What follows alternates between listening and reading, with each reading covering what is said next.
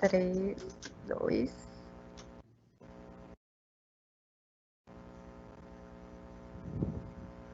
Iniciada. Pois não. Eu não sei se serei eu a começar ou alguém vai fazer a apresentação. A senhora está com a palavra, desembargadora. Ah, pois não. Então, boa tarde a todos e todas. O meu nome é Regina Lúcia Passos. Para quem tem alguma deficiência visual ou que não esteja acessando a minha visão, né? Eu mesmo só estou me vendo aqui no pequeno quadro ao final da folha. Pois então, o meu nome é Regina Lúcia Passos, eu sou desembargadora aqui do Tribunal de Justiça do Rio de Janeiro, eu tenho 60 anos de idade, fisicamente eu estou bem adequada, né, à idade que eu ostento, e uso óculos, faço uso de óculos, que eu também sou míope, né? Eu me encontro aqui na minha residência, mais especificamente no canto aqui do meu closet, onde eu coloquei agora, nessa época de pandemia, coloquei um biombo branco aqui às minhas costas, para não parecer que eu estou num ambiente, né, bem íntimo. E eu estou aqui hoje para falar com todos e todas sobre uma matéria muito complexa, muito importante. Eu sou uma curiosa dessa matéria, não sou especialista, mas aqui, assim, imediatamente ao convite da minha querida amiga Daniela Brandão, que é uma pessoa altamente competente, desembargadora, ativa e muito envolvida com essas questões sociais e solidárias, né? Há muitos anos, o trabalho da doutora Daniela é realmente um trabalho primoroso. E me foi dada a tarefa de iniciar esse encontro com esses órgãos do nosso Tribunal de Justiça, o que me traz uma imensa alegria, porque eu acho muito importante o debate sobre esse tema em especial, para que as possíveis soluções, para que haja também uma maior visibilidade dessa questão, é muito importante o engajamento de todos. Não seria apenas um setor do nosso tribunal que deveria ter esse lugar de fala. Acho que todos nós podemos nos apropriar desse lugar de fala. Aliás, isso é muito salutar. Pois então, vamos pensar aqui, eu acho que eu vim trazendo mais questionamentos do que propriamente soluções, né? Então, eu gostaria de debater com vocês. Vamos pensar aqui uma questão, uma pergunta mínima que nós devemos nos fazer e que está sendo feita por aí afora e que a resposta não é fácil, mas é a seguinte questão: o que é deficiência? Nós vemos, assim, muitas confusões, né? As pessoas, você é uma pessoa deficiente, você é uma pessoa portadora de deficiência, portadora de necessidades. Não, hoje já sabemos, né, que a deficiência, ela não é atributo de ninguém. A deficiência é algo que é colocado. A deficiência já foi, sim, tida no passado, né, principalmente por um modelo antiquado, né, inicial, que imaginou a deficiência apenas sob uma ótica biomédica, né, alguma situação da pessoa humana que precisava de um tratamento, então a pessoa era olhada apenas sob aquela ótica, e se tivesse tratamento, bem, se não tivesse tratamento, mal, né? Então a pessoa não era olhada em mais nenhum aspecto da sua humanidade. E esse modelo biomédico, ele já deixou de existir ou de ser apenas uma ótica, né, sobre a questão da deficiência. Ele pode ser conjugado com outras óticas de avaliação sobre uma pessoa com deficiência ou que apresenta algum problema. De modo que a história nos diz que esse modelo já foi abandonado e, mais especificamente, depois das grandes guerras, né, que nós tivemos no século XX. Por que isso? Porque, na verdade, nunca ninguém se ocupou das pessoas com deficiência, a não ser através de um processo caritativo, de uma visão caritativa que, principalmente,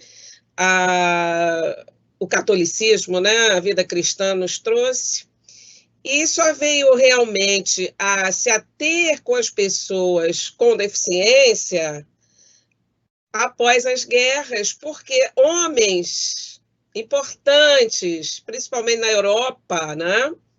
A guerra se deu na Europa, a Segunda Guerra, a primeira também, mas a Segunda Guerra se deu praticamente toda na Europa, se você considerar também a Rússia ali como parte da Europa, da grande Europa, e aqueles homens que eram homens de bem, eram homens ativos, homens ricos, às vezes com honrarias, né, lordes, pessoas que ocupavam posições de imenso destaque, eles voltavam da guerra como heróis, sim, mas mutilados, principalmente as mutilações físicas.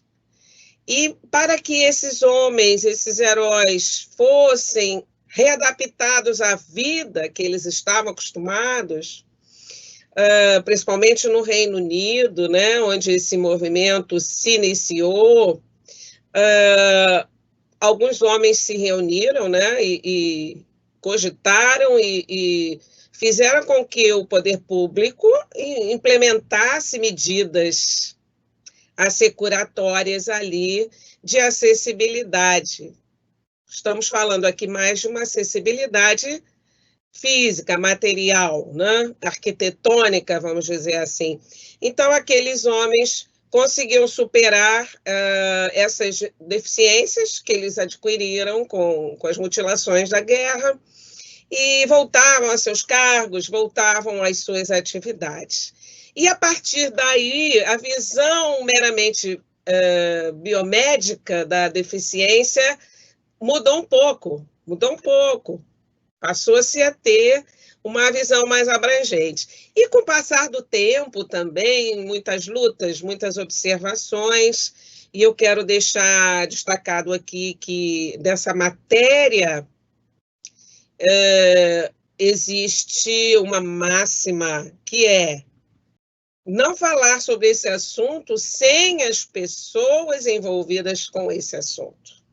Então, eu, por exemplo, que sou uma pessoa que não ostenta uma deficiência efetiva, embora todo ser humano seja uma pessoa com deficiência em potencial, eu sempre gosto de lembrar esse fato importante da humanidade, porque todos nós, um dia, vamos envelhecer, vamos adquirir dificuldades para isso ou para aquilo, né?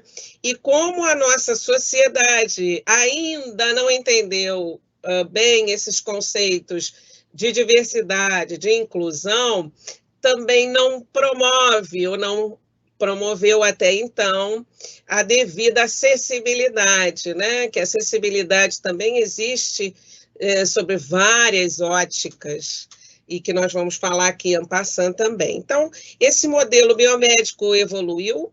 Hoje nós temos um modelo para se focar a questão da deficiência, um modelo mais aberto, ele é tido até como um modelo guarda-chuva, porque a deficiência, ela não é um atributo, como eu falei, da pessoa, ela não é uma desigualdade que a pessoa ostenta, ao contrário, ela é, muitas vezes, porque a pessoa, às vezes, nasce naquela condição. É o caso, por exemplo, do autista. Ele não está com autismo, ele é autista. Ele é uma pessoa autista. Como você pode ser uma pessoa calva, não tem cabelo, né? Ou não tem outros atributos. E nem por isso nós podemos dizer que aquela pessoa não merece estar integrado, né? A visão do mundo é que está um pouco enganada em relação às pessoas que precisam de algumas situações que lhes dê mais acessibilidade. É como, eu vou falar aqui do desenho universal, que é um tema muito importante para o nosso trabalho no tribunal. Eu não sei se já ouviram falar, o que seria o desenho universal? O desenho universal, ele é uma imaginação, vamos dizer assim, um símbolo de algo que pode servir a todos, não só a pessoa com deficiência, mas qualquer um de nós que possa ter uma facilidade na nossa vida, com os produtos, com os serviços, enfim, com tudo. Por exemplo, uma maçaneta de uma porta em alavanca e uma em forma de esfera. Para qualquer pessoa, é muito melhor que ela seja em alavanca. Por quê? Porque você pode estar com as mãos ocupadas e fazer a abertura da porta apenas com o seu cotovelo, certo? Fica muito mais fácil. A alavanca facilita, em comparação à esfera. As tomadas, como se diz, as duchas, enfim, as bicas, né? Como é que você vai abrir uma coisa mais fácil, que facilite, né? A raça humana, não é alguém que tem deficiência, para todos nós. Se você pode, por exemplo, elaborar o acesso a algum local físico, com uma plataforma ou com uma rampa, com uma inclinação que não passe de 45 graus, por exemplo, né? Ao invés de uma escadaria, que tenha ponta, enfim, alguém pode se lesionar naquele local, então é preferível que seja uma rampa. Então, o desenho industrial é uma produção da humanidade que facilita a todos. A ONU trata disso, nós temos uma agenda que deve ser perseguida para que esse tipo de acessibilidade e outros tantos, né? Porque nós estamos falando de acessibilidade, por quê? Porque nós queremos incluir, devemos incluir, nós temos leis que obrigam a inclusão, que não é um favor você, por exemplo, aqui no nosso tribunal, né, termos pessoas com deficiências, várias deficiências, exercitando os serviços, e também temos aquelas que vão receber esses serviços, porque é bom que se diga que o que nós estamos fazendo aqui, qual é o nosso trabalho no tribunal? Nós não trabalhamos numa empresa privada, mas nós temos uma finalidade aqui, uma missão, nós estamos aqui por nós próprios, pela nossa grandeza e nada disso. Nós temos um produto, alguma coisa que nós temos de realizar, né? Então, nós temos os nossos serviços, nós produzimos serviços, e esses serviços, eles devem conter acessibilidade suficiente para chegar, se não a todos, praticamente a todos. Então, não adianta você fazer um serviço maravilhoso lá no seu canto, se esse serviço não vai chegar para quem de direito, para quem precisa desse serviço. Vou dar um exemplo aqui de um serviço muito importante, mas que precisa ser melhorado sobre o aspecto da acessibilidade. Nós sabemos que, por exemplo, nos juizados especiais, o cidadão ele pode se dirigir individualmente e colocar sua demanda. Em muitos locais ele ou já traz por escrito, ou ele fala e alguém na hora lá transcreve para o papel alguma coisa física, né, ou agora para o sistema. E ele não precisa fazer isso nem contratar um advogado. Então, o juizado é um exemplo muito bacana de acessibilidade à justiça, de acesso à justiça. Mas e se, por exemplo, essa pessoa que vai trazer sua demanda não tiver um advogado ou não quiser ter um advogado, como é um direito seu, e ela chega lá e não encontra também quem possa fazer isso para ela, ou ela mesma não consiga traduzir isso porque ela tem uma deficiência visual, ou porque o prédio onde ela precisa se dirigir não tem acessibilidade, e ela vai precisar, vai demandar o quê? O esforço, o auxílio, a caridade do outro, né? Então, essas coisas todas devem ser pensadas. Eu sei que nós temos muitos serviços, grandiosos serviços, e temos nos desincumbido muito bem deles todos. Mas a inclusão, a acessibilidade tem que ser uma verdadeira obsessão, algo que tem que ser perseguido realmente por todos nós. E o que a nossa querida doutora Débora Prates, eu não sei se ela está aqui participando, mas eu sei que ela faz parte dessa comissão, é uma amiga muito querida, uma advogada, que perdeu a visão em pouco tempo, já adulta, já na fase adulta, já advogada militante, e ela sabe e traduz muito bem o que é a dificuldade de uma pessoa com deficiência visual, não só no mundo, mas aqui na justiça, né? Principalmente ou como advogada ou como parte, que ela também já foi parte em processos. E como nós, às vezes, eu digo todos nós, tá? Estou falando nós, funcionários ou magistrados, só todos nós, todos que estamos nessa roda da justiça. Nós não percebemos certas coisas, muitas coisas falham, nós não nos damos conta, ou porque ninguém nos falou sobre isso, porque nós não nos ativemos, nunca pensamos sobre isso, né? E por isso que é muito importante o debate, você trazer à tona, né, essas questões, falar sobre isso com bastante franqueza. E se você não sabe sobre aquele assunto, procure se ilustrar de alguma forma, converse, troque. Por isso que eu achei muito interessante esse nosso colóquio de hoje, esse encontro. E eu estava agora mesmo, antes do nosso evento, verificando, né, algum material aqui que pudesse ser interessante. Eu achei um site muito interessante chamado talentoincluir.com.br. Esse Talento Incluir são de profissionais, pelo que eu pude perceber, todas com deficiência.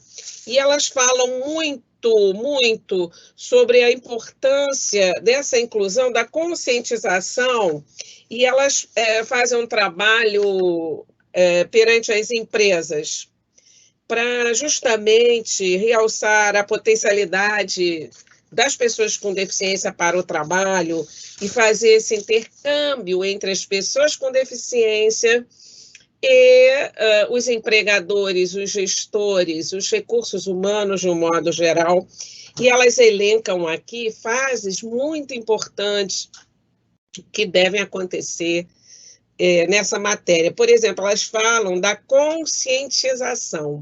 Elas dizem que todos nós, isso é da natureza humana, nós temos cerca de um piscar de olhos, 1 segundo, ponto 20, para formar, às vezes, uma opinião. A gente já não ouviu aquele negócio? A primeira impressão é a que fica? A primeira impressão é a que fica.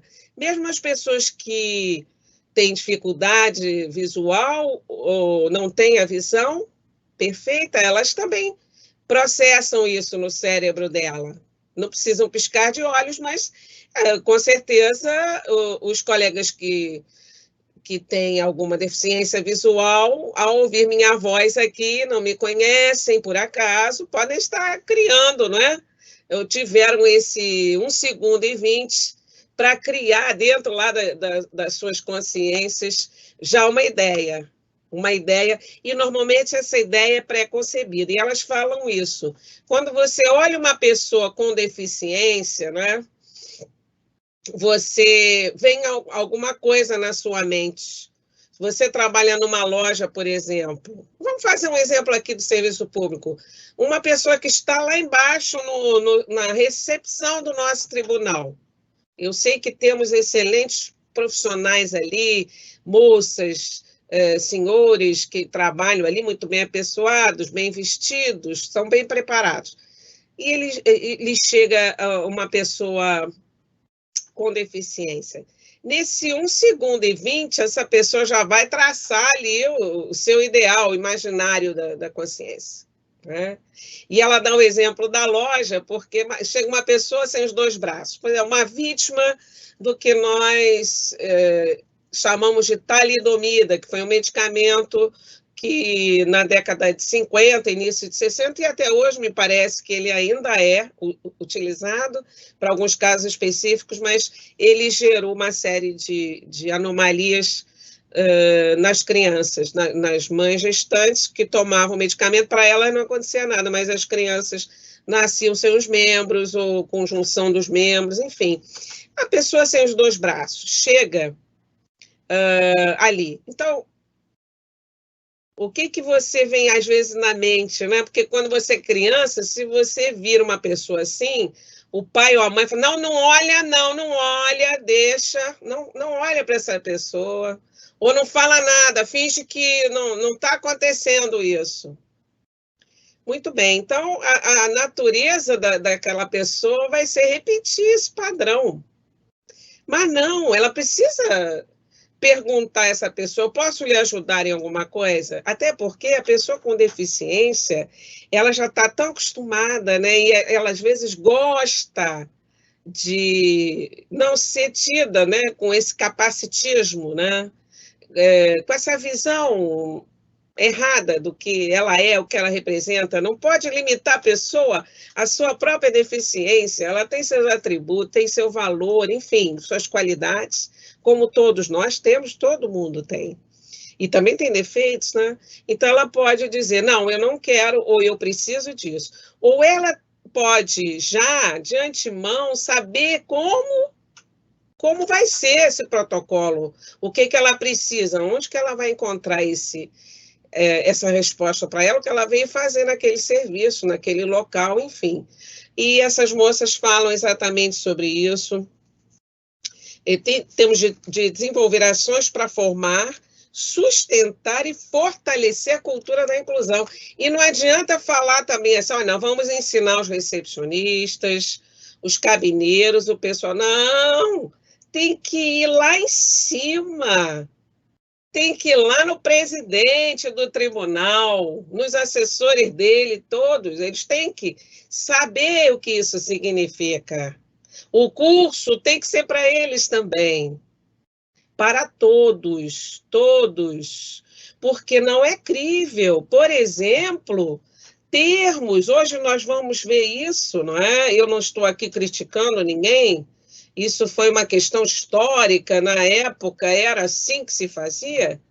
Nós temos palácios maravilhosos que não são humanizados. E não são humanizados, não é para pessoa com deficiência, não, para qualquer pessoa. Vejam, senhores, eu sou desembargadora desde 2012, eu sou magistrada há 29 anos, fui defensora pública e também advogada antes disso, então estou há muitos anos na área. Pois então, no Tribunal de Justiça, as sessões de julgamento das câmaras são realizadas em alcovas, são salas sem janela, salas estrategicamente sem uma saída, né? Eu já ficava aí antes do Covid, agora com Covid, então, com carpete, né? Isso já culturalmente não se usa em lugar nenhum que seja minimamente salubre. Então, vejam, E é lindo, né? O nosso tribunal é lindo, mas não tem janela. A sala dos nossos funcionários não tem janela. Aí eu pergunto aos senhores, isso é acessibilidade? É, porque não foi usado o desenho universal.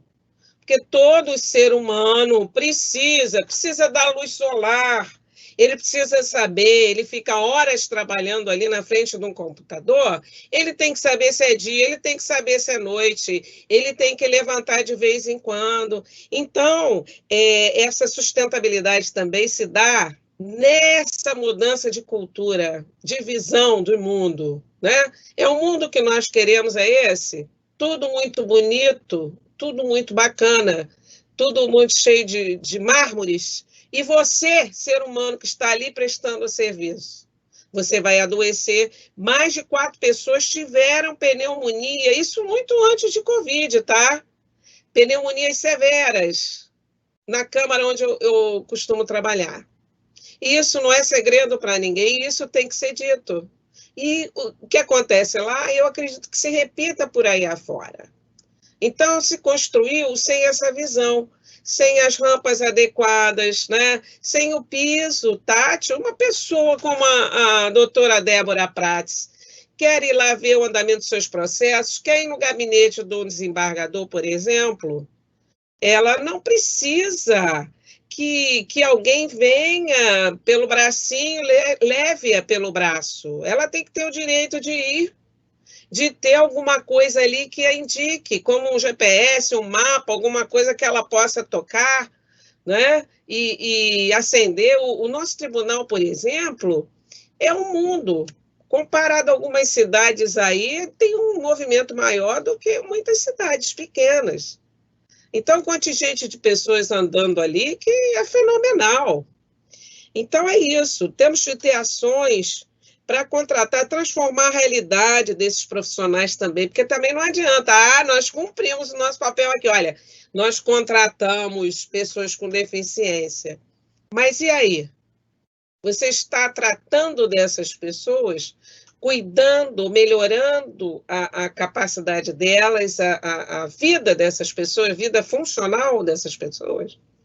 Pergunta: ações diversas para consolidar, aprofundar essa cultura inclusiva.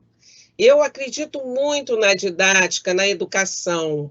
E a educação é uma educação que tem que ser equitativa, por equidade, não é por igualdade, é diferente. Eu tenho um grande professor, ele foi meu examinador no mestrado, ele é um homem maravilhoso, tá? Eu vou tomar liberdade aqui de falar dele, Armando Nembre, o professor Armando Nembre, ele nasceu com uma síndrome que ele não tem nada, nenhum canal auditivo, ele não tem nem o pavilhão auricular, ele tem um arremedo aqui. E ele é um homem maravilhoso, ele não pode ouvir nada, ele não tem condições de ouvir, nem com aparelho, nem nada. Não tem jeito. Ele não é ouvinte. E ele fala 3 línguas, pelo menos, ele fez doutorado. E ele desenvolveu a tese dele, a prova foi toda em inglês. Tá? E ele escreveu esse livro maravilhoso chamado Ouvindo o Silêncio.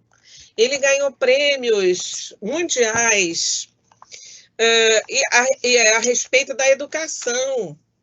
Ele fala na educação equitativa.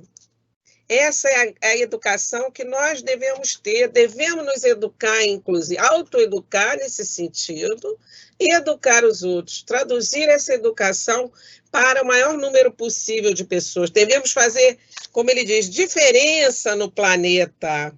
Eu vou ler aqui uma breve mensagem dele. Todos nós somos obras exclusivas em andamento, todos nós. Temos a obrigação de nos portar como tal nesses maravilhosos momentos de aprendizado vivenciados ao longo da nossa vencedora jornada nesse planeta escola. Nós ganhamos esse planeta do nosso espírito criador. Os segredos para uma vida vitoriosa certamente são muitos. Eu nem saberia enumerá-los, mas eu posso afirmar que a vida lá fora não gosta de ser tratada com descaso. Ela quer ser olhada com paixão e com amor, quer a sua determinação, sua força, seu espírito pacificado e pacificador. Ela quer ser vivida com alegria, com otimismo. E mais, ela dirá todos os dias que nós somos capazes, somos dignos de vivê-la. Essa vida é única. Temos a obrigação de apreciá-la, e mais que isso, a obrigação de realizar a nossa missão, que é justamente fazer a diferença no planeta. Aprender a ouvir até no silêncio, o silêncio tem barulho, né? Aprender a receber essas pessoas, porque todos nós somos seres humanos nesse planeta e temos os mesmos direitos. E temos de olhar o nosso próximo, sim, com todo o amor, porque ninguém é igual a ninguém. Deus nos fez justamente com essa diversidade, essa pluralidade, para que todos nós pudéssemos conviver. Imagine se fôssemos todos iguais. Não somos todos iguais. Então, quando a Lei Brasileira de Inclusão diz que a escola tem que ser inclusiva, que tem que receber, sim, as crianças, não é? Com deficiência, enfim, o tratamento tem que ser igual para todas elas. E isso não pode ser uma coisa assim de obrigação, não. É um favor muito grande que se faz, né, para aquelas crianças que não ostentam deficiência e podem, desde cedo, lidar com as outras crianças com deficiência. Olha o aprendizado. Isso aí não se paga, né? Isso é impagável. Então, aqui em casa, por exemplo, quando essa minha netinha mais nova foi para o colégio, primeira coisa que nós perguntamos no colégio, como era essa recepção das crianças, eventuais crianças com deficiência. Não, aqui não se paga mais. Hoje é proibido, né? Porque a lei proíbe, mas algumas escolas no início faziam isso. Não, então é essa escola aqui. Por quê? Nós precisamos dar às nossas crianças essa educação equitativa. Não é igual, é equitativa. É dar justamente a cada um que é seu. Essa é a plena justiça, né, que nós estamos aqui tanto falando, e é o serviço que a gente presta através do debate, através do processo.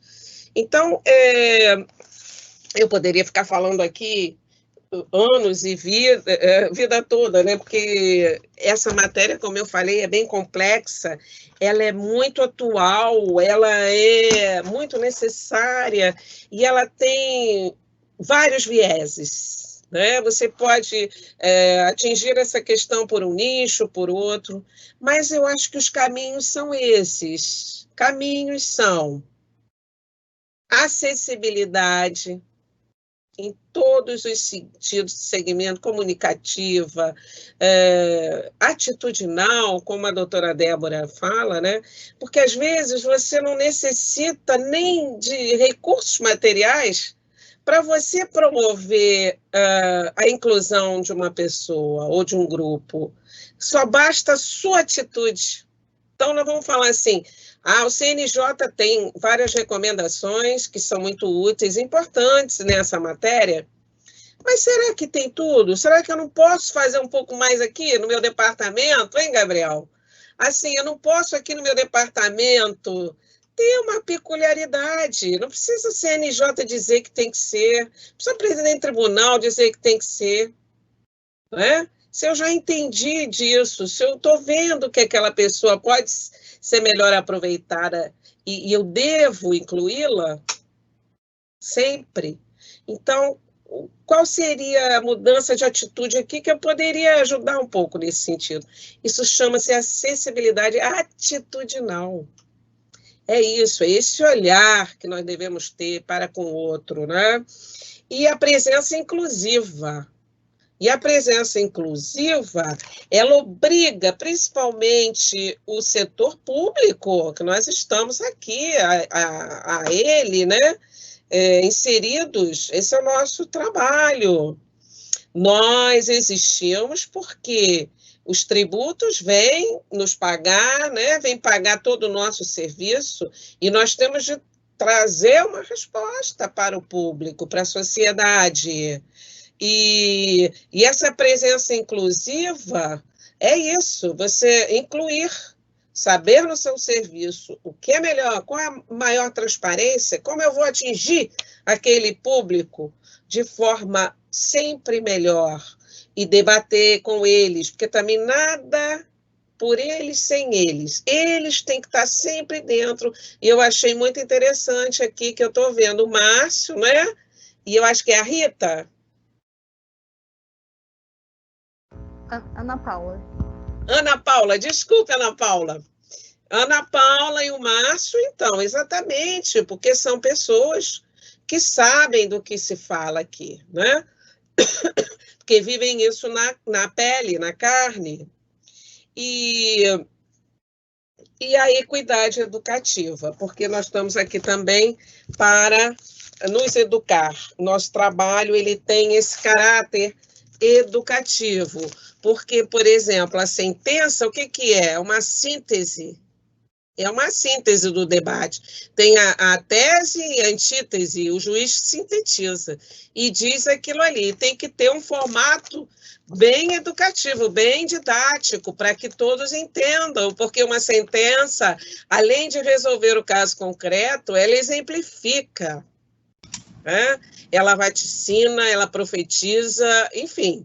Eu não quero dar um cunho tão magnânimo para uma sentença, mas a verdade é essa, é a produção, é a nossa produção. E eu quero também deixar aqui a imagem, essa imagem mais recente de acessibilidade. Vejam, quem não pode ver, as pessoas que não podem ver, é uma esfera onde se vê, né, como se fosse um desenho de um homem, é mais ou menos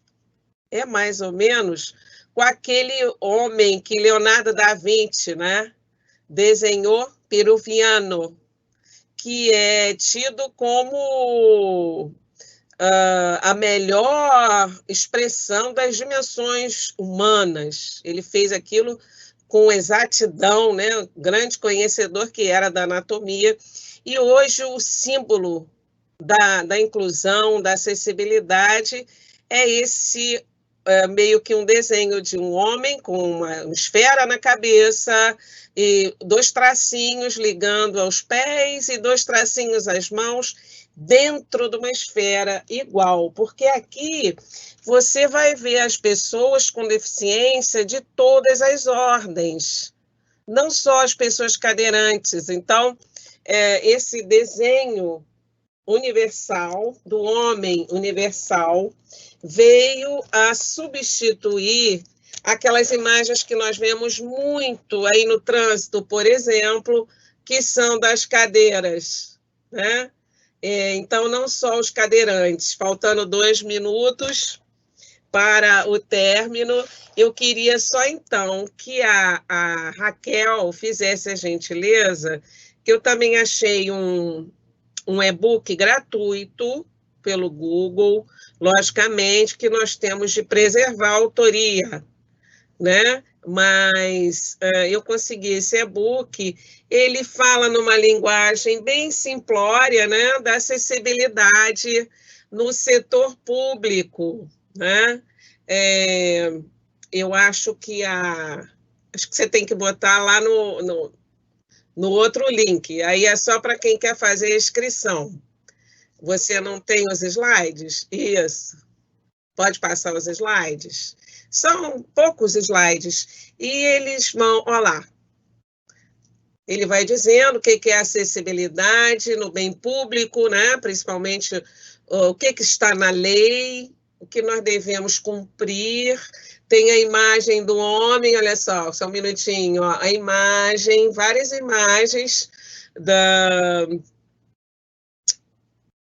do novo desenho, né, de acessibilidade e de inclusão, e ele vai dando dicas de ouro. Lá ao final ele vai falar das dicas de ouro de todo o serviço público, principalmente para os gestores, lá na página 20, ele fala, ó, dicas de ouro, o que vale para todo mundo, né? Porque não é só também para o serviço público, né? Mas principalmente para o serviço público. Ó, é hora de botar a mão na massa, fazer as adaptações necessárias. E preciso também, igual um médico, fazer um diagnóstico. É o primeiro passo. Primeiro passo, fazer. Se a gente não tem capacidade de fazer, temos de chamar um especialista para fazer. Pode passar, por favor, para o próximo. E buscar conhecimento, aquilo que eu falei. E, na dúvida, comece pela tecnologia. Nós temos hoje inúmeras tecnologias, chamadas tecnologias assistivas, que elas tentam e superam muitas possibilidades, né? Elas promovem acessibilidade e, não raro, as próprias pessoas com deficiência são os autores desses inventos. É uma coisa fenomenal. Já participei de alguns eventos onde essas tecnologias foram demonstradas e, então, nós temos de tê-las ao nosso lado, né? Se precisarmos delas. Enfim, pode encerrar, por favor? Esse é um e-book que eu posso deixar aí. Quem quiser acessa os slides ou faz a própria inscrição, tá? Eu espero ter podido contribuir. Como eu falei no início, eu acho que eu trouxe mais questionamentos do que propriamente soluções, né? Mas contem comigo, eu estou ao lado de todos e quero parabenizá-los por essa iniciativa, porque ao menos nós estamos buscando esse conhecimento, né? E isso é muito importante. E agradecer e desejar agora excelente Natal, boas festas para todos e principalmente muita saúde, né, em tempos de Covid para todos nós, tá bom? Um abraço para todos. Boa tarde.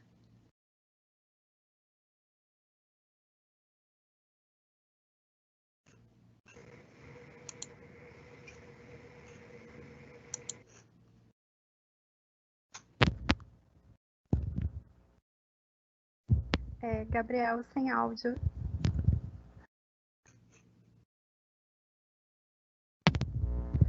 Tá sem áudio.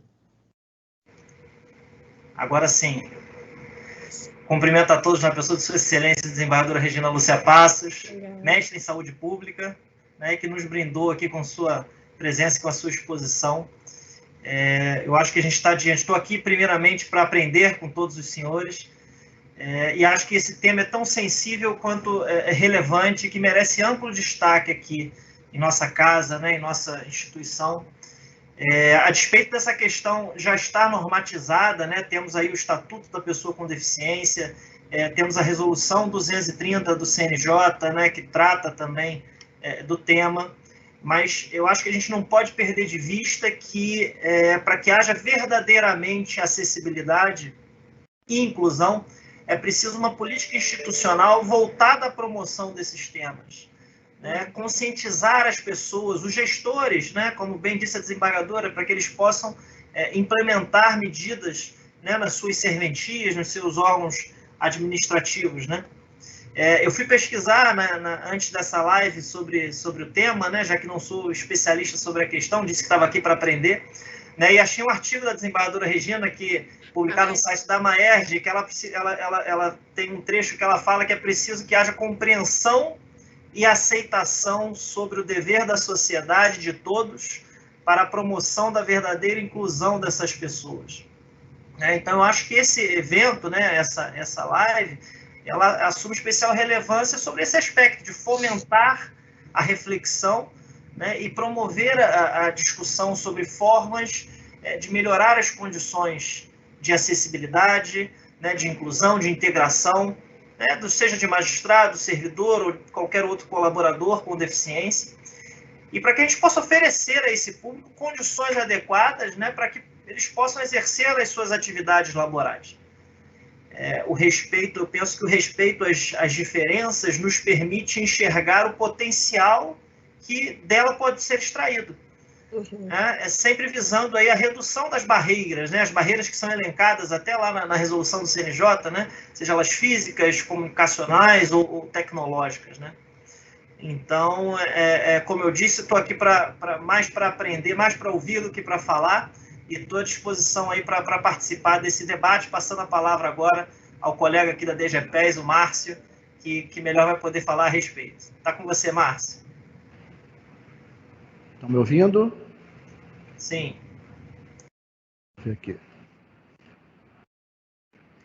Tá tudo certo, né? Então, gente, boa tarde a todas, a todos. Saudar a excelentíssima desembargadora Regina Passos, nosso diretor-geral Gabriel, a colega Ana Paula, a todos da DGCOM aí pelo convite, né? Dizer que é um momento muito importante tratar desse tema, a gente que fala dessas questões aí no tribunal já há algum tempo, né? Eu estou no tribunal desde 2003 como servidor, no DEDEP, especificamente nesse serviço de ambiência e acompanhamento de pessoas desde 2007, né? Fui para lá exatamente para cuidar dessa questão dos servidores com deficiência. Na época o serviço estava começando, né? Em 2012 acabei sendo incumbido da chefia desse setor, né? Eu sou uma pessoa com deficiência visual, sou cego total. Para quem não está me vendo, eu estou com um fone, né, desses aí de jogar videogame, né, fone de arco com microfone. Estou com uma camisa polo verde, né? E dizer para vocês, eu estava ouvindo atentamente a fala da desembargadora, né? Dizer para vocês que o nosso Tribunal de Justiça tem caminhado muito no sentido dessa inclusão, na busca inconstante dessa inclusão, né? Nesse mês de dezembro, nós tivemos aí datas simbólicas para o segmento das pessoas com deficiência, que eu queria destacar. O dia 3 foi o Dia Internacional da Pessoa com Deficiência, né? Foi cunhado a partir do ano do deficiente, assim que se chamava, né? Nessa trajetória até chegarmos a ser reconhecidos como titulares de direito e sermos tidos como pessoas com deficiência, né? Assim que se chamava, Ano Internacional do Deficiente, que foi em 81. Em 92, esse ano foi instituído pela ONU. No dia 10, né, nós tivemos o aniversário da Declaração Universal dos Direitos Humanos. No dia 13, o Dia da Pessoa com Deficiência Visual. Inclusive, ontem tem um artigo super interessante do Leandro Carnal no Estadão, que fala da deficiência visual, chama Ver. O artigo eu recomendo a leitura, que ele traz alguns elementos da filosofia. Mas quando a gente fala de ONU, de Dia Internacional da Pessoa com Deficiência, Declaração Universal dos Direitos do Homem, mais trazida para a nossa modernidade como Declaração Universal dos Direitos Humanos, que foi cunhada lá em 1948, no momento onde a humanidade se via muito perplexa com todas as barbáries, a guerra, a Segunda Guerra, o país machucado, e as autoridades estabeleceram lá limites para essa convivência humana. E esse tratado, essa declaração, ela começa já no início, no primeiro artigo, diz que todos os homens nascem livres, iguais em direito e dignidade. Trazendo para a questão das pessoas com deficiência, e a gente já falou aqui disso de uma forma mais geral, para a pessoa com deficiência, só se tem a liberdade, a igualdade, o direito e a dignidade se você tiver acessibilidade. É a acessibilidade, já tratada aqui, que funciona como eixo fundamental da equidade de direitos. é ela que garante que as pessoas com deficiência sejam livres e iguais em direito e dignidade. Assim, ela aparece na Convenção sobre os Direitos das Pessoas com Deficiência, que é um tratado internacional, o primeiro tratado da ONU do século XXI, que diz, que traz lá a acessibilidade como princípio, no seu artigo 3º, e como direito fundamental para se conquistar demais direitos, lá no seu artigo 9º. Por que eu digo isso? É a partir dela que nós garantimos essa participação plena. A Convenção da ONU traz também o novo conceito da pessoa com deficiência, que diz que pessoas com deficiência são aquelas que têm impedimento de longo prazo, de natureza física, mental e intelectual, que em contato com umas ou mais barreiras podem ter obstruído a sua participação na sociedade em igualdade de condições com as demais pessoas. Então, quando você promove a acessibilidade, você garante essa participação, garante essa igualdade. E a gente não fala aqui da acessibilidade só como numa função instrumental, né? Mas numa função intangível de você garantir, e aí cabe aqui citar o grande pensador português, sociólogo Boaventura de Sousa Santos, que diz que toda pessoa com deficiência ela tem direito a ser igual quando a diferença o inferioriza, e de ser diferente quando a igualdade o descaracteriza.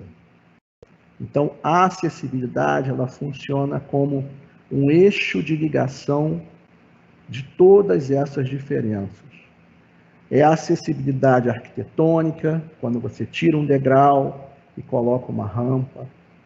É a acessibilidade na comunicação, quando você garante um intérprete de língua de sinais, que você possibilita que a pessoa surda entenda o que está sendo dito.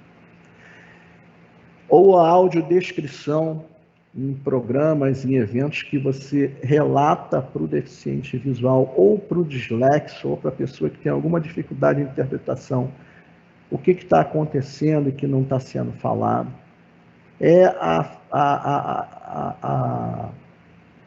a barreira, né, a acessibilidade quebrando a barreira da informação, né, porque o conceito, esse novo conceito da deficiência, ela traz, né, a deficiência para o âmbito do ambiente, ela se torna relacional, né? Quanto mais acessibilidade você garante no ambiente, quanto menos barreiras, menos essa deficiência vai ser latente, vai ser presente. Vou trazer um exemplo aqui, né, da gente mesmo, né?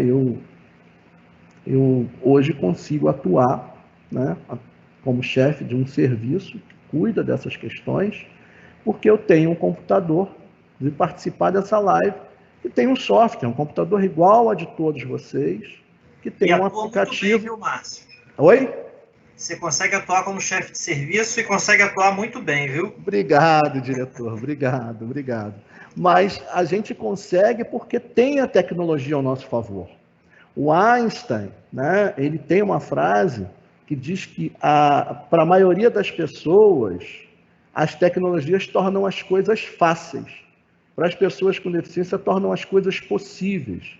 E hoje só é possível participar dessa live porque a gente tem um aplicativo que transforma tudo que fala na tela em som, né? A gente consegue aqui ativar o mudo, desativar o mudo, falar, ajeitar, né? Eu não consigo ajeitar a câmera, né? Eu pedi para a Raquel, falar assim, tô bonito, ela falou, não, tá lindão. Eu falei, beleza, ótimo, tal, vou aparecer, enfim. Então, existem algumas barreiras que elas necessitam ser transpostas. E existem barreiras que elas estão dentro da gente, que depende da gente transpor essa barreira. Como foi dito aqui pela desembargadora, a gente pode treinar, a gente pode informar, mas cabe às pessoas a atitude. E a gente fala aqui das barreiras atitudinais, que a Ana Paula depois vai focar nisso, vai falar um pouco nisso, que é uma coisa que agora tem nome, tem um nome bonito. Eu sou antes desse nome, eu estou nessa brincadeira, primeiro desde que eu nasci com a deficiência visual e tive que enfrentar todas as barreiras de uma criança com deficiência, tenho hoje 52 anos, todas as barreiras no trabalho, eu sou fisioterapeuta de formação, tenho algumas pós-graduações aí na área de fisioterapia, neurofisiologia, shiatsu aquático e tal. Depois que vim para o tribunal, fiz uma pós-graduação em administração pública, E assim, a gente trabalha em busca dessa inclusão plena, mas a inclusão, de fato, ela está nos ambientes de participação, ela é garantida na troca dos saberes, Muitos dos colegas que interagem comigo, com certeza que interagem com a Ana Paula, que a Ana Paula cuida lá do site do tribunal, não sabem que ela é deficiente visual, E a gente consegue fazer às vezes as pessoas falam, não, mas você é cego e tal, não sei o quê. Você tem... As pessoas, às vezes, não têm essa informação. Mas a troca, voltando à questão, a troca nos ambientes laborais, hoje um pouco prejudicado, os ambientes nossos hoje mudaram por força dessa pandemia que vai passar, daqui a pouco vem a vacina, a gente tem muita esperança que tudo se resolva, mas a gente está aprendendo, a gente está num novo modus operandi aí de mudança de paradigmas. Hoje, o trabalho à distância é uma realidade imposta, sim, por um vírusinho, mas é real e nós, do tribunal, aí é notório ver que a gente não deixou essa peteca cair, continuamos produzindo, mas é uma realidade. Mas o ambiente de troca, ele é fundamental para favorecer. Então, a gente, durante a nossa vida, participando com as pessoas, a gente foi quebrando um pouco esses paradigmas, esse preconceito. Quantas vezes os colegas se esquecem lá no trabalho que eu tenho deficiência visual, e tal, enfim, isso acontece. E a grande barreira a ser rompida é essa na atitude. É a coisa do preconceito, o preconceito que existe, que mora em cada um de nós. A gente trabalhou com RH um tempo, fora, conhece histórias. Tem uma história de uma empresa, que tinha uma pessoa para ser contratada, tinha que cumprir lá a lei de cotas. Existe uma legislação que garante, obriga a contratação da cota na empresa pública, assim como no poder público. Nós temos lá o artigo 37, 8º, que tem a obrigação da reserva de vagas para concursos públicos. Nas empresas privadas também tem essa obrigação. Então foram contratar uma pessoa surda, e aí o cara lá do RH ligou lá para o departamento e falou, nós vamos contratar uma pessoa excelente, super qualificada e tal. Assim, oba, que bom. O gerente falou, oba, que bom e tal, não sei o que. Mas ela é surda e tal. Mas para mim, eu preciso de uma pessoa para carregar peso. Quer dizer, a pessoa já discriminou. Por que eu que tenho que receber o surdo?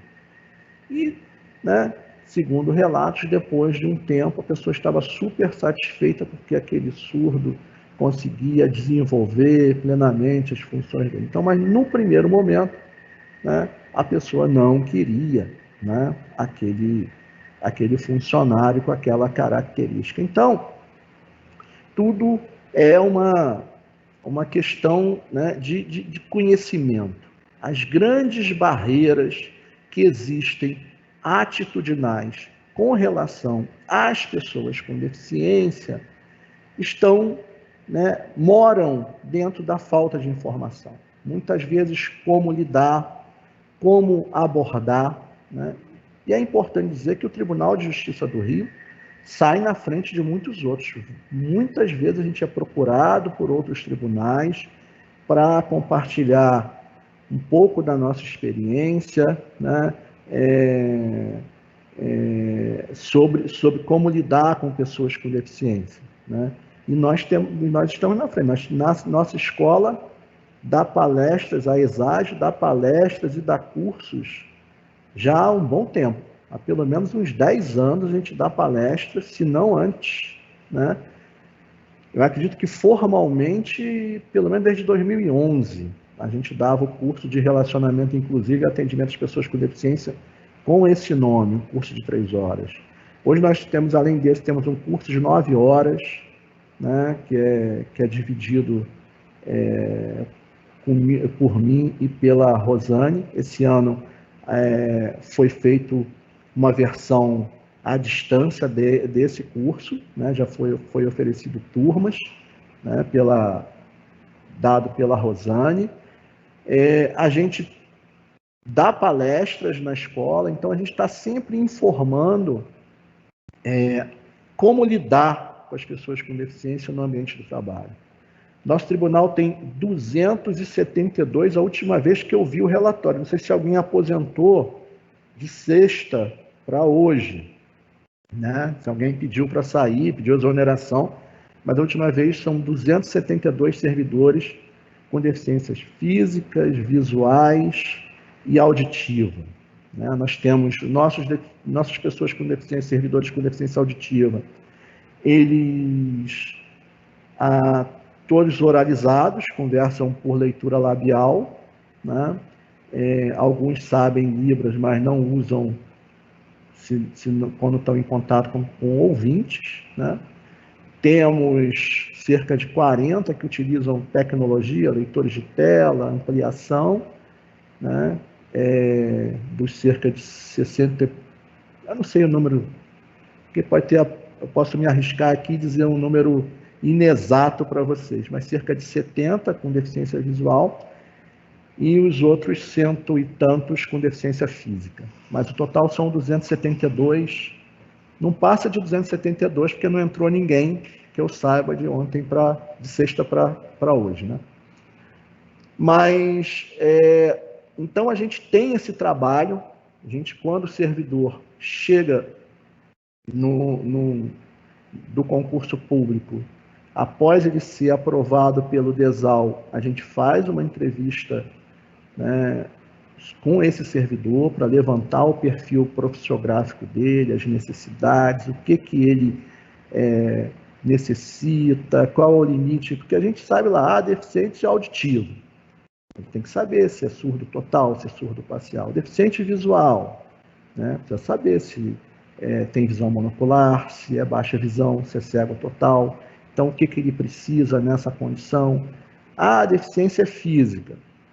Precisa saber se é de um membro só, se é membro superior, membro inferior, se é cadeirante. Então, a gente vai lá e conversa com esse servidor, faz um apanhado, encaminha esses apanhados para a corregedoria, que é quem faz a lotação, e a corregedoria acha lá uma lotação para esses servidores. Após 3 meses, nós entrevistamos esse servidor e o gestor para saber como é que está funcionando a alimentação, se precisa de alguma coisa, às vezes um telefone ampliado para um servidor que tem uma deficiência auditiva, um contraste de ampliação, né, um contraste de tela para falar com a DGTEC, uma ampliação de letra, um leitor de tela. A gente já no começo, a gente já até, né, questão do deficiente visual, a gente já até, no princípio, no começo, a gente já consegue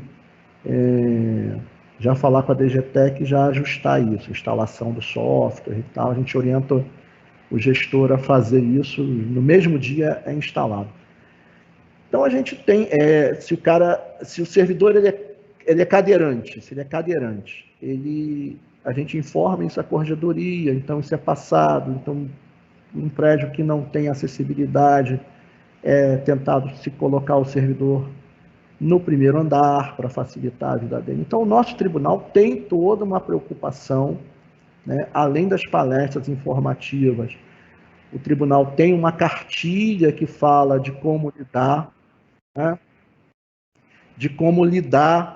com a diversidade, né? Tem uma cartilha no nosso site que os servidores, gestores podem buscar, e nós estamos sempre à disposição aí para passar todas as informações, não só dos servidores com deficiência, também dos servidores readaptados, que têm outras características, não são necessariamente servidores que têm alguma deficiência, né?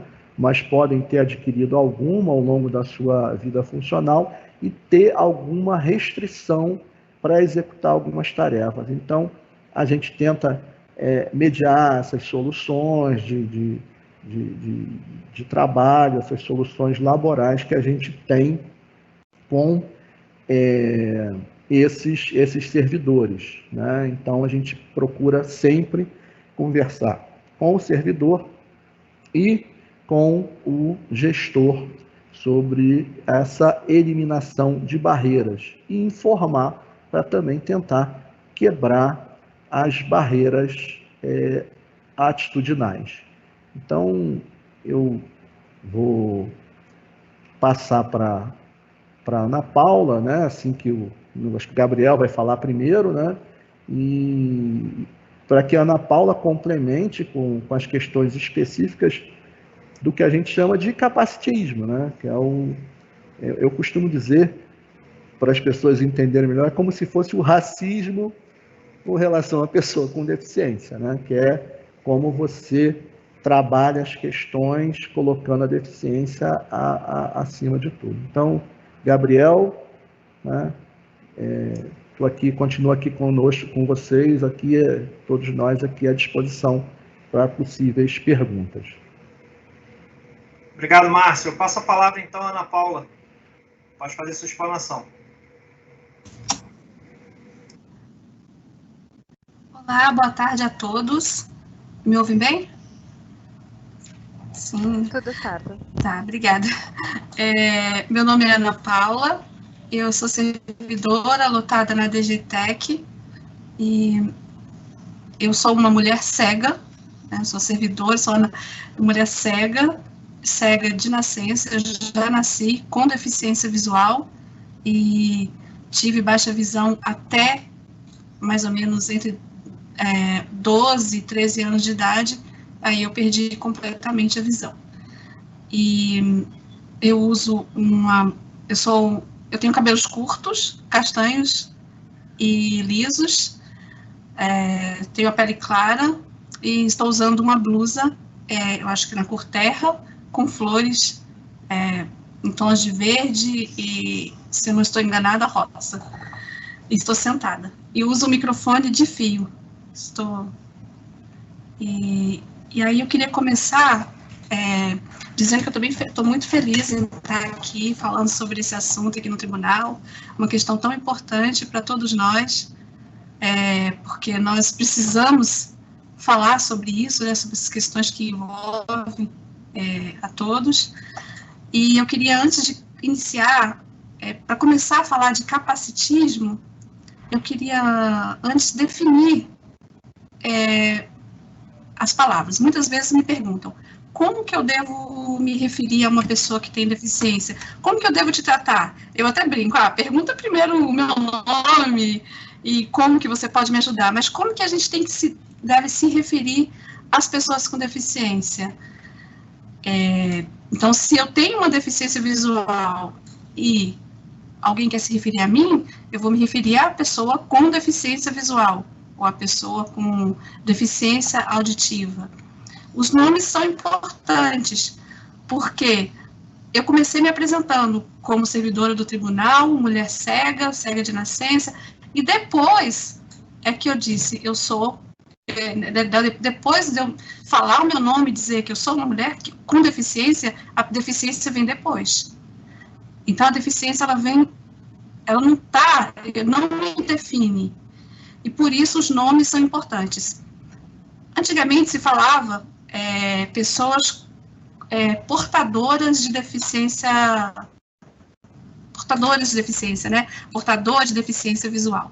Então, isso mudou, porque eu não porto a minha deficiência. Eu porto meu celular, eu porto a minha garrafa, eu porto a minha bolsa, mas a minha deficiência, ela faz parte de mim, ela está comigo.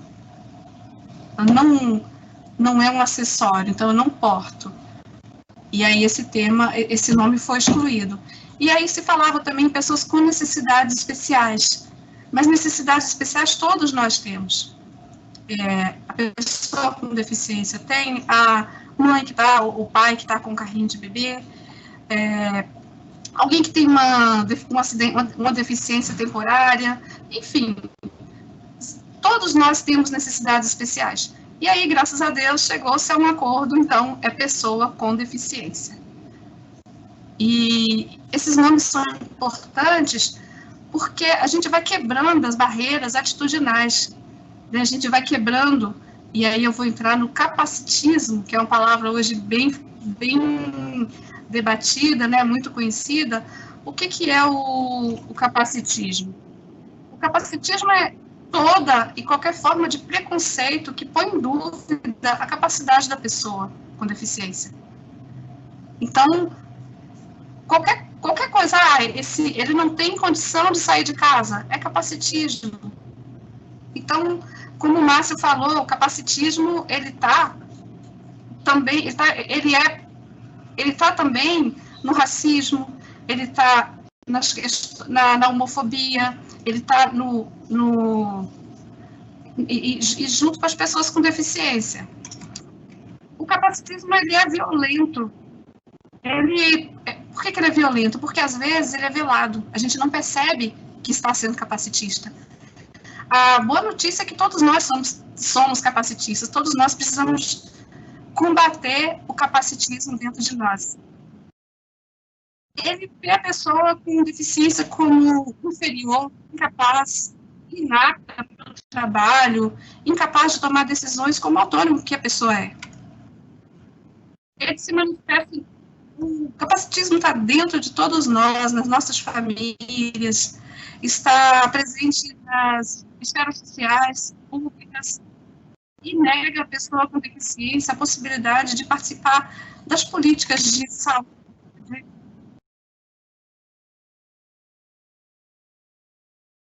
na acessibilidade, na educação, na cultura, no lazer, todas essas questões que nós, como cidadãos, temos direito.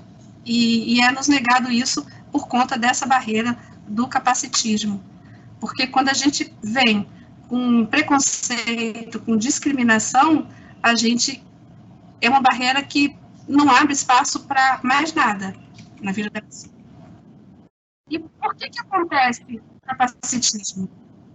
Historicamente, a gente tem uma ideia de que o corpo é um corpo ideal, né, um corpo normal, sem deficiência, sem grandes diferenças. Aí, por conta disso, foi gerando, então isso é histórico, vem desde lá do comecinho, né, quem não está enquadrado nos padrões de um corpo normal é considerado inferior. E a pessoa com deficiência, por conta disso, acaba sendo considerada impossibilitada de realizar as suas atividades. Questões simples. Quer ver um exemplo? Como que o capacitismo ele é cruel e é uma grande barreira na nossa vida? Às vezes querem tirar da pessoa com deficiência o poder de decisão, como coisa simples. Imagina que eu estou em algum lugar, perto de um sinal, esperando alguém, eu não quero atravessar. E alguém vem e segura a sua mão e te atravessa sem perguntar se você quer, se a gente quer. Já aconteceu de eu estar entrando no tribunal e alguém me segurar e dizer, não entra aí não, aí é o tribunal. E eu viro para a pessoa e digo, não, mas eu trabalho aqui. Aí, porque eu não posso entrar no tribunal? E se eu fosse parte? Né? E a pessoa com deficiência não pode conviver nos meios sociais, e aí eu tenho que dizer, não, eu trabalho aqui.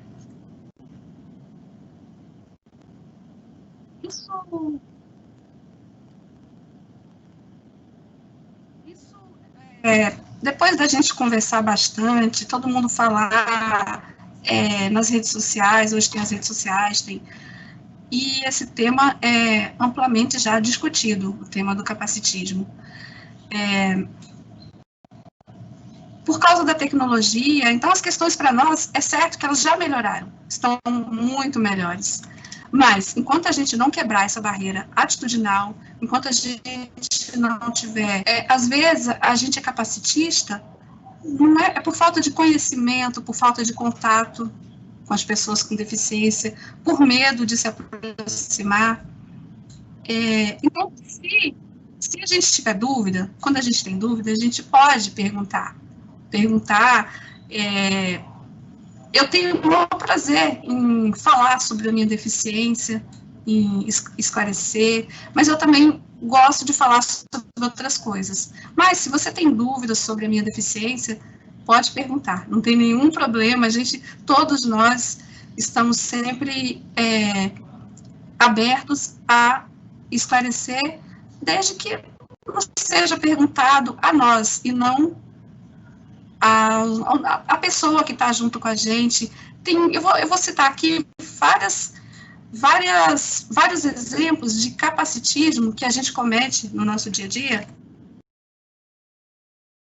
A gente comete no dia a dia sem saber.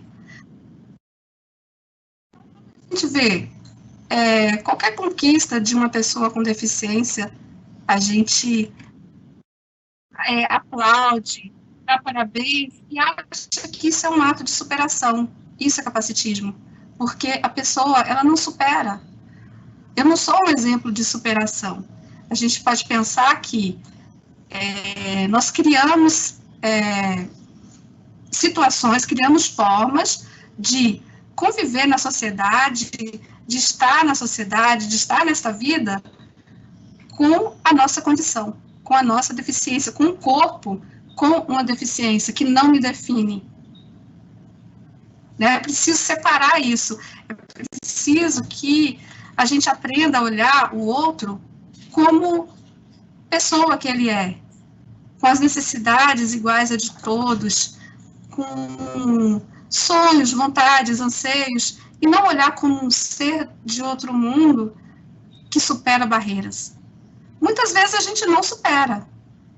Imagina que no dia de chuva eu tenho que sair da minha casa e ir para o tribunal, aí o motorista não para o ônibus, ou para longe do ponto, eu tenho que segurar no braço de alguém e correr, ou então eu peço alguém para parar o ônibus para mim, a pessoa me coloca no ônibus errado, então, isso estressa a gente. Então, isso não podemos ser considerados como exemplo de superação, e sim como seres como pessoas que estamos desenvolvendo as nossas habilidades, desenvolvendo meios de sobreviver, de viver, de sobreviver não, de viver e fazer as nossas coisas, porque somos cidadãos, temos família, então a gente precisa ter esse olhar.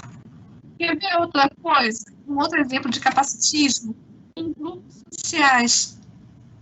Até no ambiente de trabalho pode acontecer, às vezes sem querer, mas a gente precisa olhar para a pessoa com deficiência. As pessoas entram, falam com todo mundo, cumprimenta e não se dirige à pessoa com deficiência.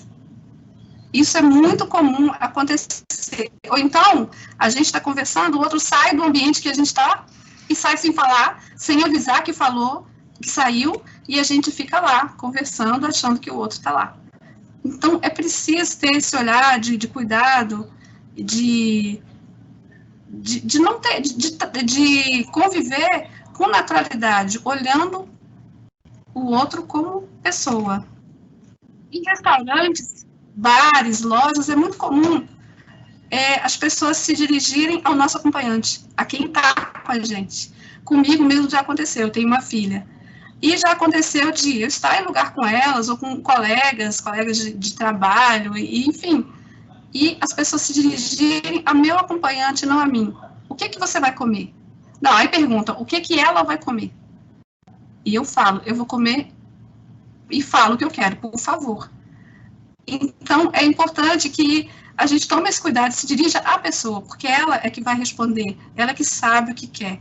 Um exemplo bem simples, assim, a gente vai numa loja e muitas mulheres cegas passam por isso, eu, inclusive, já passei. Fui numa loja com a minha filha e eu falei o que eu queria e a vendedora começou a mostrar como que ela quer isso aqui. Pegava um objeto, mostrava para minha filha e perguntava como que ela quer.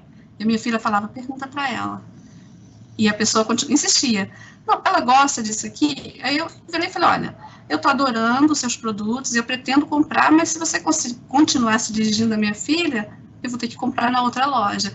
E aí sim, ela perguntou o meu nome, e a gente até brincou, eu falei, inclusive, quem vai pagar sou eu. Então, a gente precisa ter esse cuidado.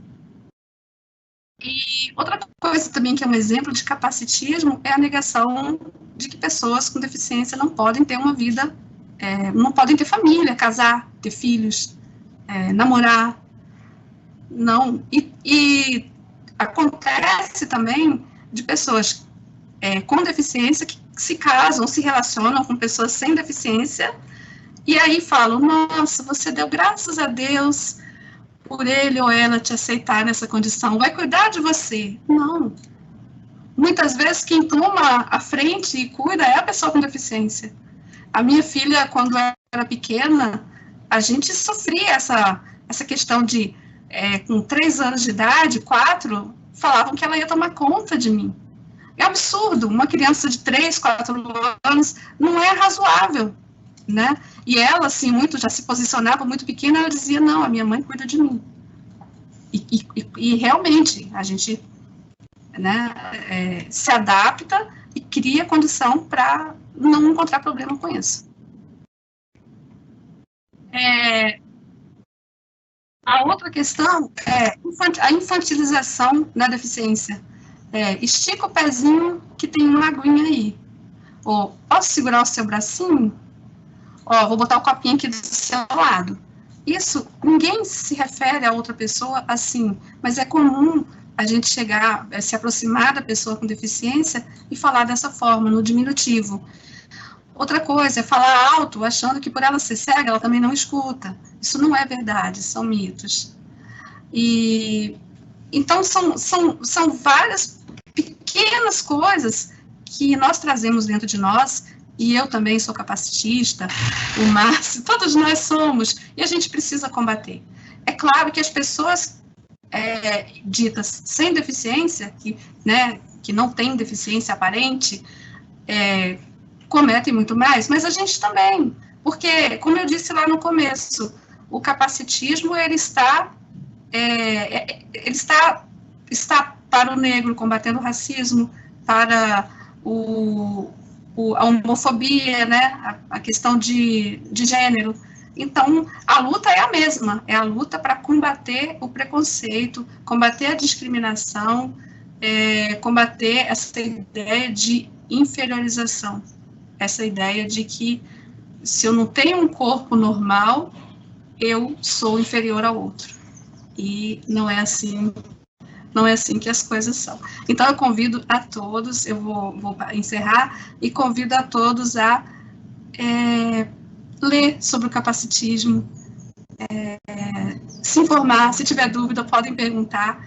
Eu adoro falar sobre isso, e também adoro falar sobre outras coisas. As pessoas com deficiência, uma outra questão também que é muito relacionada ao capacitismo, é a ideia de que a gente só sabe falar sobre a nossa deficiência, que a gente só sabe falar sobre a tristeza, a história de correr para o médico e tentar enxergar, não, a gente gosta de falar sobre poesia, livros, música, namoro, política e muitas outras coisas.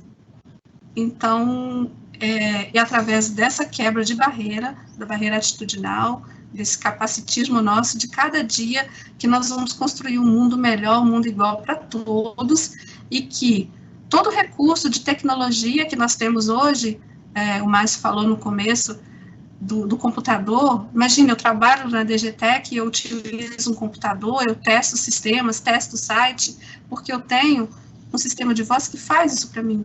Eu tenho um celular, nesse período de isolamento, imagina o quanto o celular é importante para usar alguns aplicativos, e se a rede cai, se a gente está no home office, se a rede cai, a gente pega o celular e usa, e tem várias formas. Então, isso tudo vai ser muito melhor quando todos nós entenderem que somos todos iguais, e cada um igual, com as suas diferenças. Só para encerrar, o Márcio é uma pessoa com deficiência, eu sou uma pessoa com deficiência visual, e nós não somos iguais. Nós somos pessoas com deficiências diferentes. Eu me posiciono de uma forma, e graças a Deus que é assim, e ele de outra forma. Então, é assim como acontece na vida. Todos nós somos únicos. Obrigada, e se tiverem alguma dúvida, estamos abertos.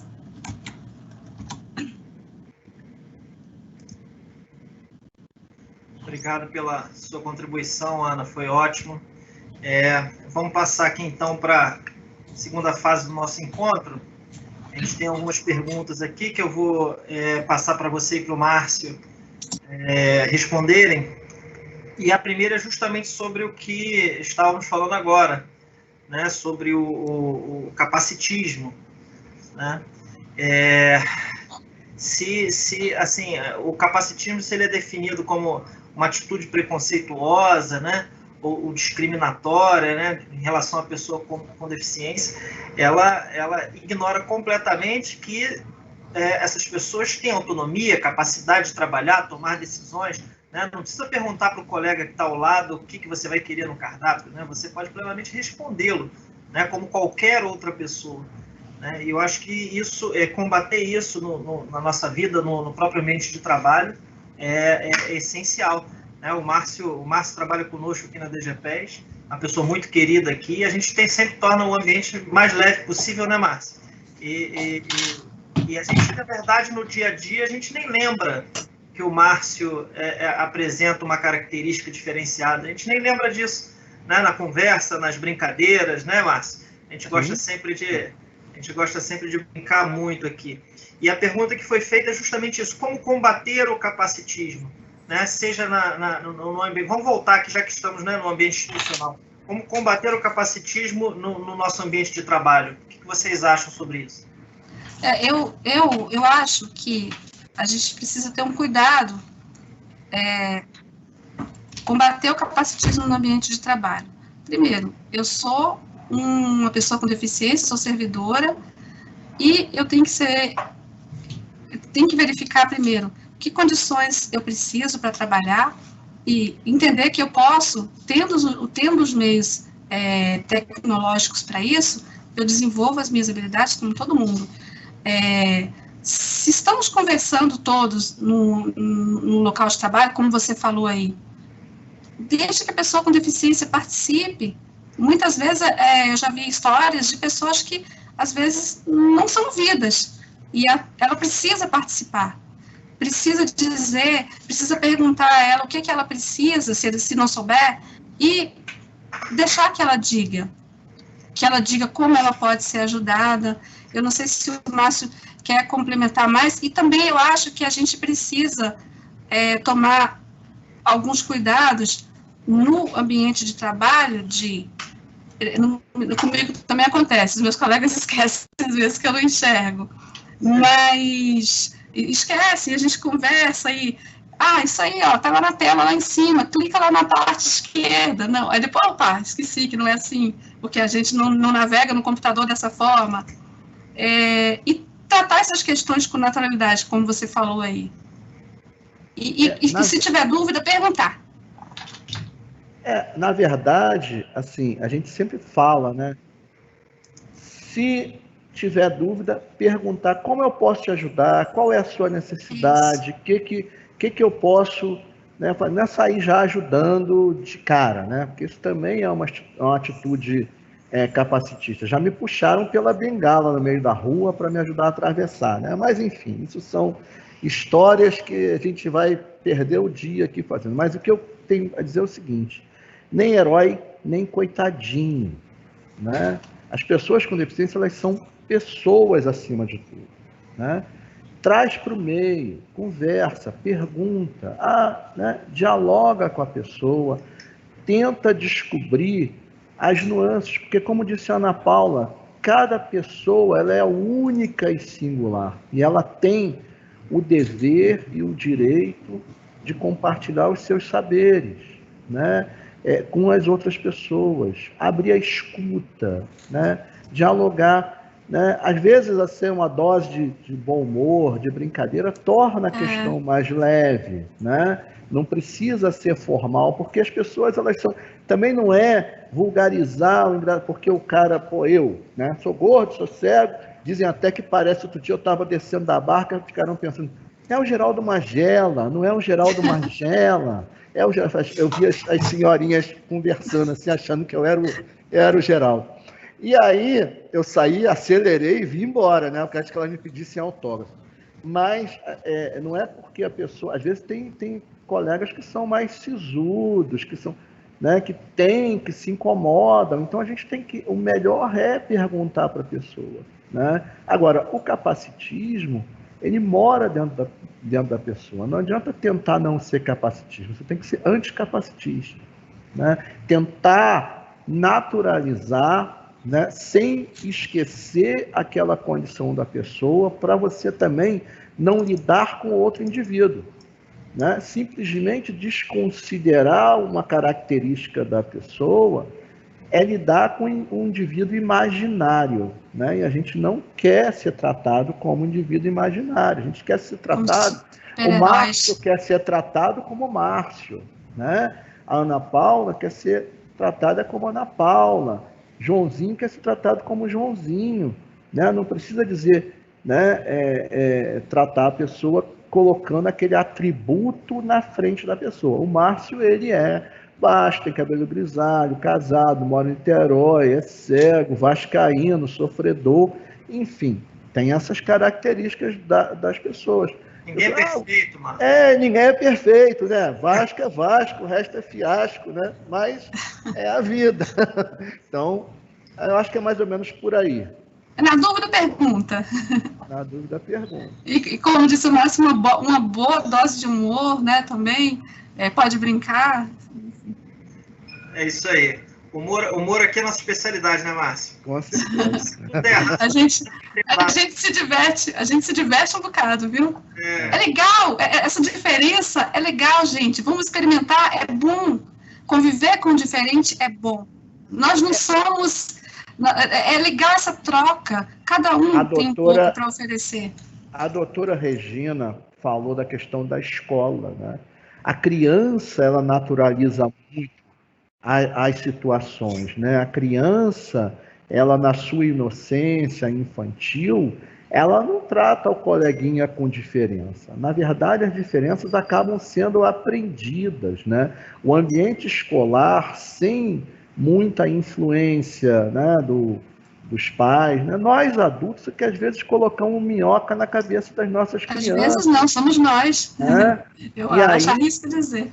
Mas a criança, ela ali no convívio, não tem a história da criancinha lá, eu vi, não sei, há um tempo atrás, uma criança que o coleguinha teve câncer, né, e ele raspou a cabeça, e o outro, um era branco, o outro era negro, né? O outro pediu para a mãe para raspar a cabeça, porque como eles eram iguais, eram irmãos, então ele queria raspar a cabeça igual o outro coleguinha. E depois todas as outras crianças do colégio rasparam a cabeça para ficarem iguais ao coleguinha. E legal que os pais, isso lá nos Estados Unidos. Isso é muito interessante, essa naturalização da criança. A gente um dia deixou de ser criança um dia, né? Mas a gente não pode perder essa nossa essência, né, de seres humanos genuínos. Né, a gente tem que pensar em construir uma sociedade melhor a partir dessa naturalização das diferenças. Não existe diferença de cor, né, entre as pessoas, de raça, de gênero, né, de orientação sexual.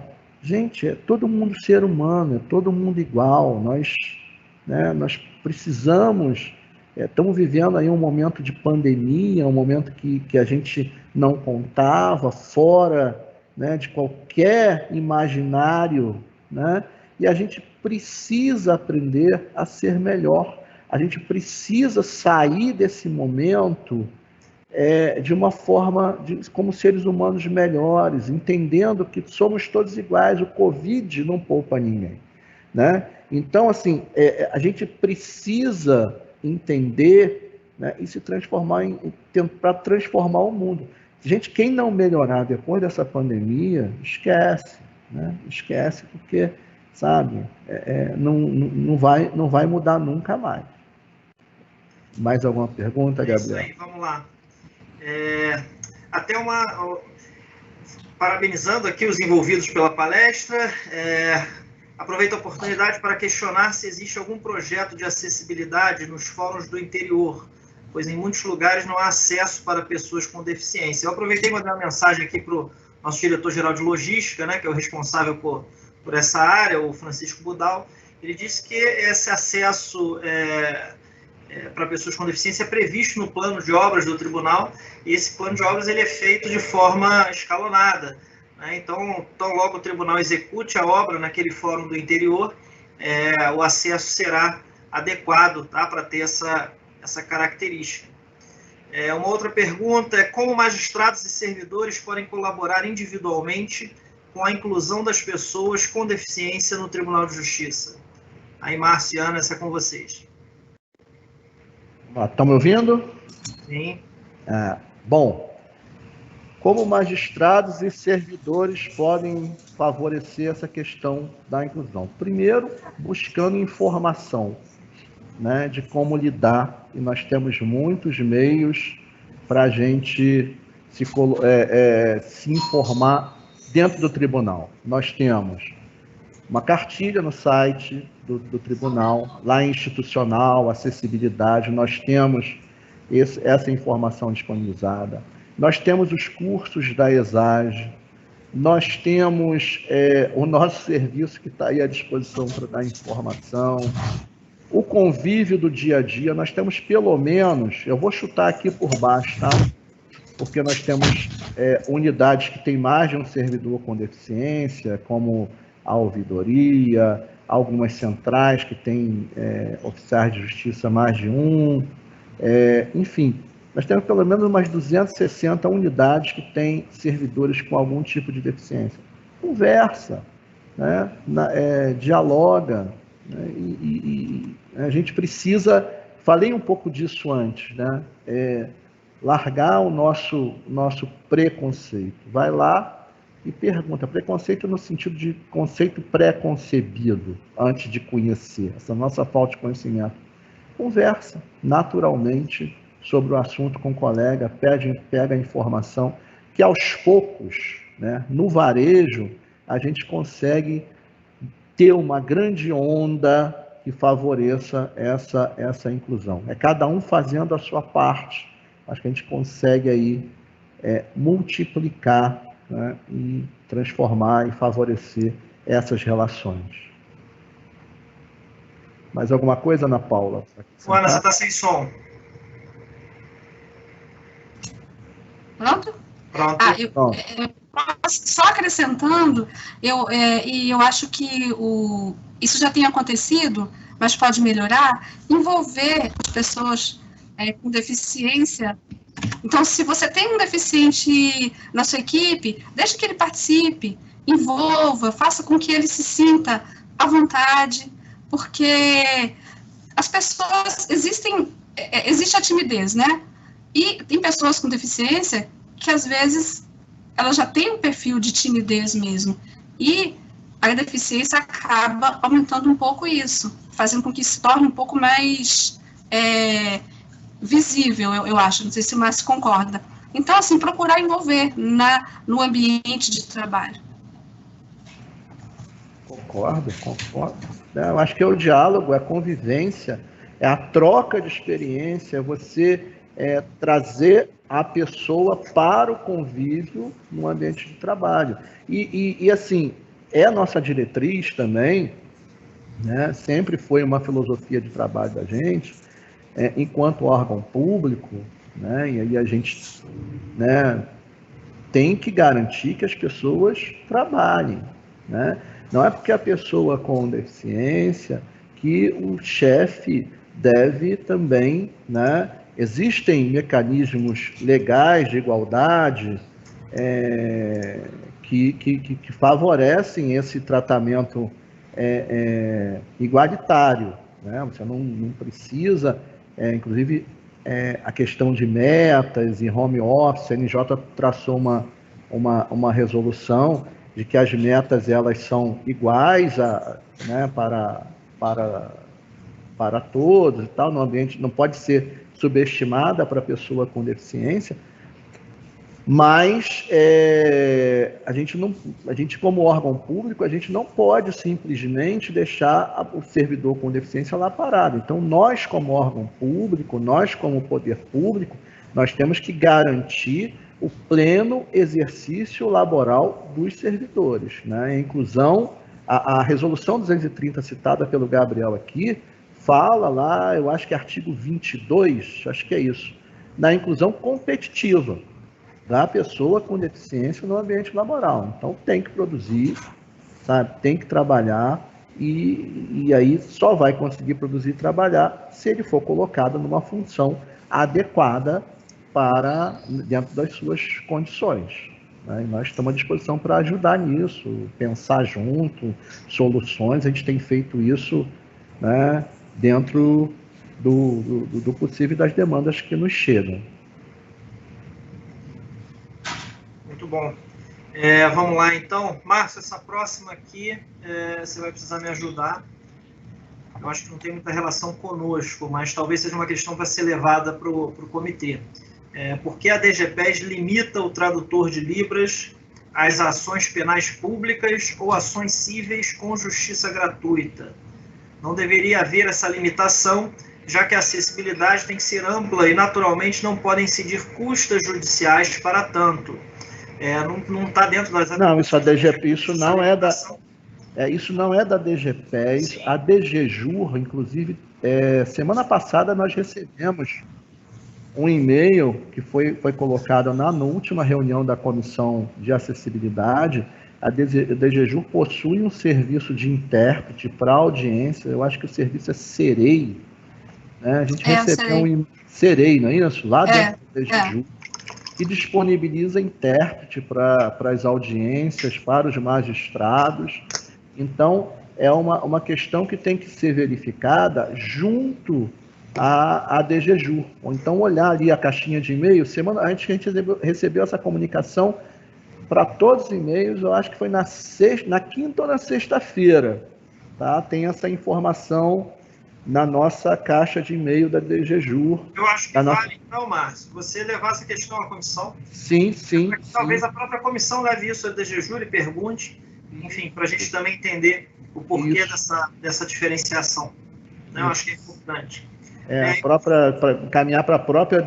Depois, se você quiser encaminhar por e-mail, e-mail da desembargadora Daniela, né, já... Sim, vou pedir para a Raquel, então, encaminhar, Raquel da DGCOM, que está nos assessorando aqui, encaminhar para você, para que isso possa ser levado ao comitê, à comissão. E, por último, aqui, é uma que eu mesmo posso responder, que é: sugiro que o TJ analise a possibilidade de colocar os servidores com deficiência numa classificação à parte, visando promoção e progressão funcional mais rápida. Outra sugestão é que tenhamos uma gratificação que nos ajude a custear despesas oriundas da deficiência. Eu posso dizer que eu posso responder sob o ponto de vista aqui de gestão de pessoal e financeira, e passo para vocês analisarem essa questão sobre o ponto de vista da pessoa com deficiência. Em relação à parte aqui da diretoria meio gestão de pessoas, em relação à gestão de pessoal e financeira, qualquer modificação em critérios de promoção ou criação de gratificação neste momento, né, que estamos vivendo, em que o Estado está em um regime de recuperação fiscal, é absolutamente impossível de se fazer, porque qualquer aumento de despesa tem que ser compensado. Então, e a compensação, quando você não tem uma gestão de pessoal, que você não pode, como uma empresa privada, né, que você não pode reduzir quadro ou reduzir gratificações, ela é absolutamente engessada. Então, é uma coisa que a gente não consegue fazer no atual momento em que vive o Estado do Rio de Janeiro. Mas eu queria ouvir a Ana e o Márcio sobre o que eles acham acha, né, teórico e conceitual, sobre essa questão do servidor com consciência ter critérios diferenciados, né, abreviados de promoção, ou mesmo uma gratificação que os ajude a enfrentar as dificuldades do dia a dia decorrentes da deficiência. Bom, vai você ou vou eu, Ana? Primeiro. Primeiras damas, Márcio. Vai, Ana. Tá sem som, Ana. Ana?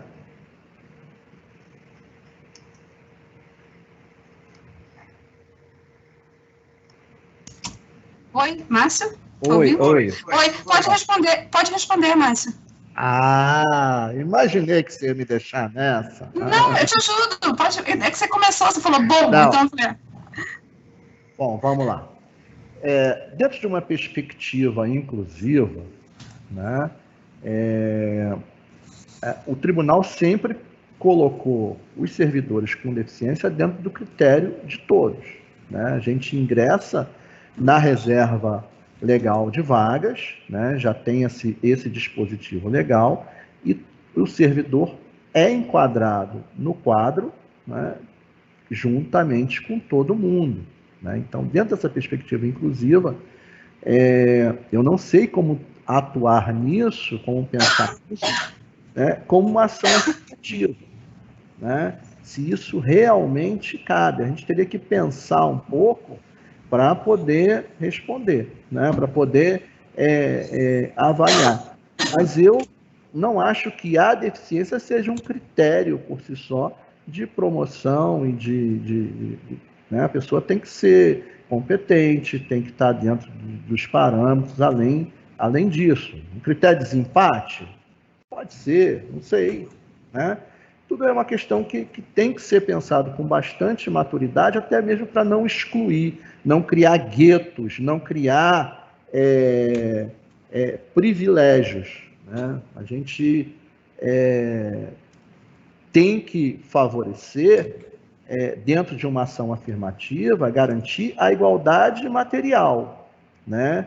Trazer a pessoa com deficiência a um patamar de igualdade, né? E não de possível favorecimento por conta dessa condição, né?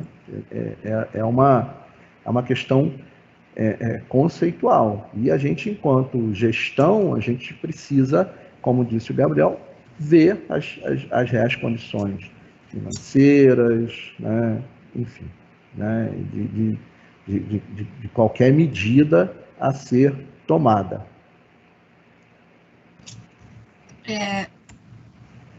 Márcio, estão me ouvindo? Sim. Eu concordo, eu acho que só pelo simples fato da deficiência não justifica, eu acho, né? Aí teria que ter alguns critérios. Eu acho que se torna até exclusivo, na minha opinião.